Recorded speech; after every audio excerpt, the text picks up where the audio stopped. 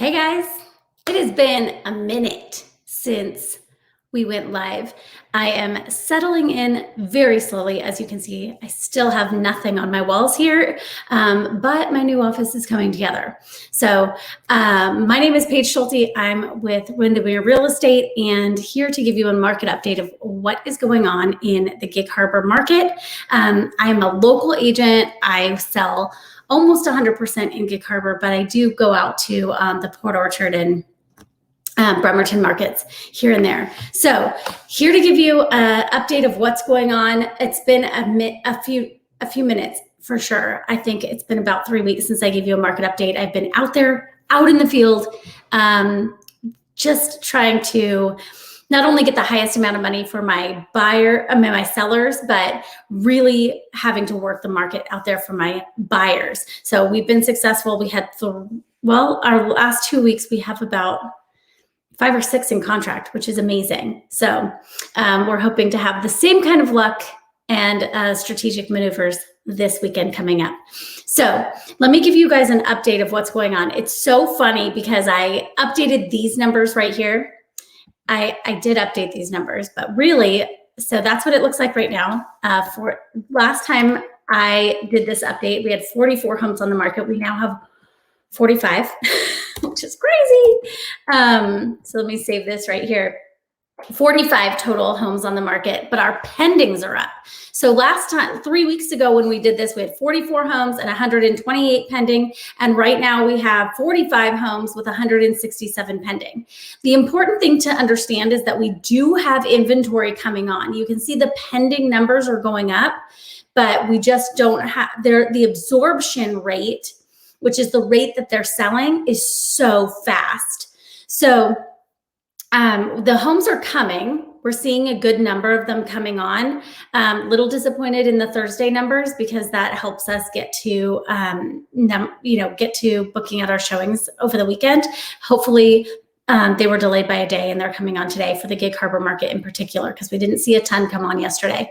But we are seeing the numbers of pendings go up, which means that there are a good fluid number of homes that are coming on. They're just going off the market in that 4-day window.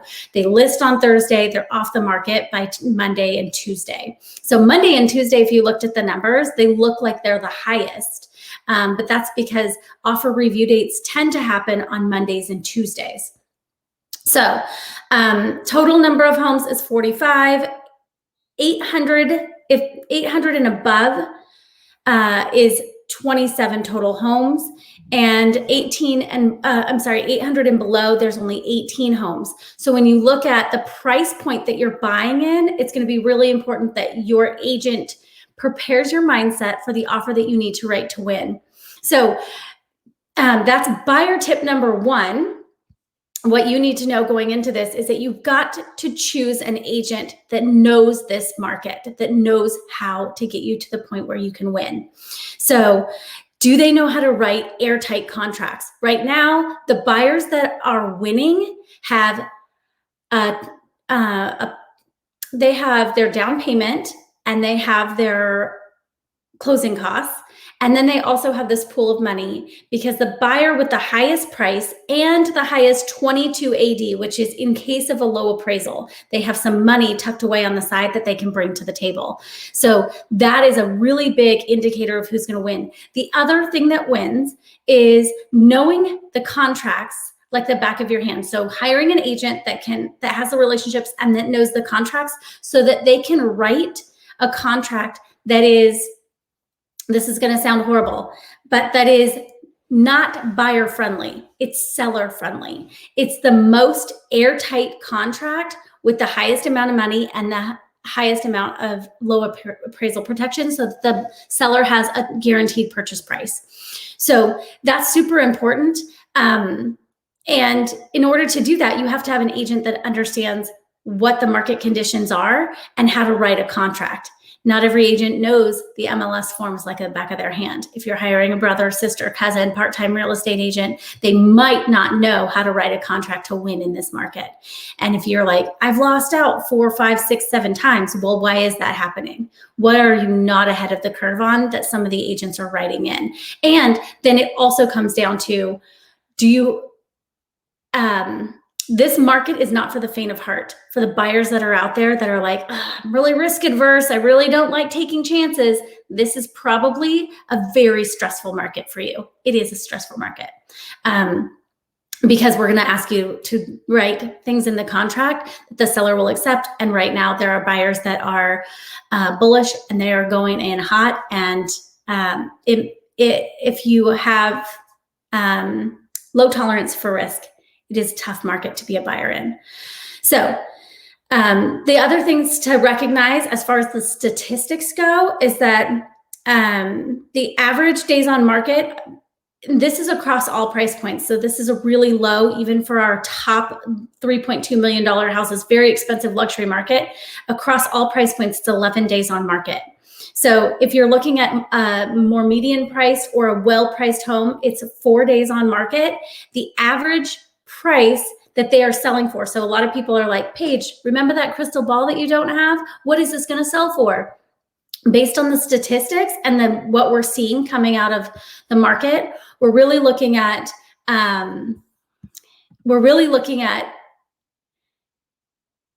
what percentage is it going to go over ask, right? So if it is priced at market value or slightly below, which is what most houses are doing right now, and then what is it going to go over ask? So right now, do the math when you see a house, it's 4 to 8% over ask. That's what's happening. So when you look at a house, if it is priced correctly, you can expect it to escalate pretty excessively. Unless you're a Dom. Dom scooped up a house under list price. Thank you for being here, Dom. So that's the power of having a local agent, is to say, that one's overpriced. Let's go get that and show the sellers who's boss. Every now and then when we can get a win like that in a market like this, it's amazing because his house also appraised over purchase price, which is unbelievable. So very excited.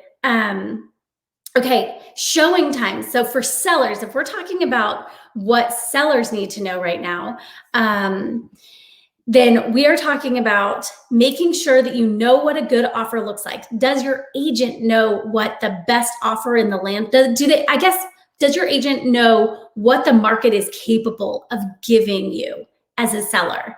Because the housing market out there right now is capable of giving you the offer of your dreams. So the showings are up 230% in our market. So, and if you look at showings per listings, it's up like 400%. So we're really looking at the number of buyers that are out there, not necessarily the lack of inventory. It's just a flood of the market with new buyers, second home purchasers, California, King County, the COVID, it's like the perfect storm of reasons for people to move. It's all happening right now.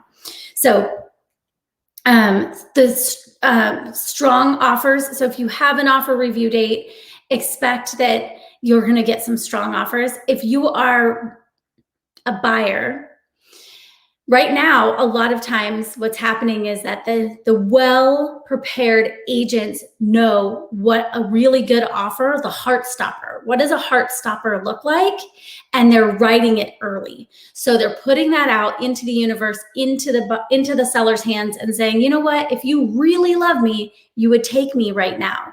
And so sometimes it is a really good strategy to go in hot on a new listing, even though they have an offer review period. So those are some of the strategic moves that we're making, depending on the type of house and depending on the type of buyer that I have, and what their tolerance is for taking time to think about it or things like that. Houses priced well are only going to last until Monday or Tuesday, and that is if they make it that long. So I had one this past weekend that had an offer review date and they took our offer early. So, which is amazing. So write your strong offers early. If you are one of those that know that you want it and you're going to go all in and be like, which one do you want? Right hand or the left hand? We'll give it to you. If you know that, go in early. They might not take it, but it doesn't hurt you. Okay, So seller tips is that knowing what a strong offer looks like, if your agent doesn't know what a really strong offer looks like in this market, then you could possibly be leaving money on the table. You could be leaving yourself open to that, almost like a phantom buyer where they're casting a wide net.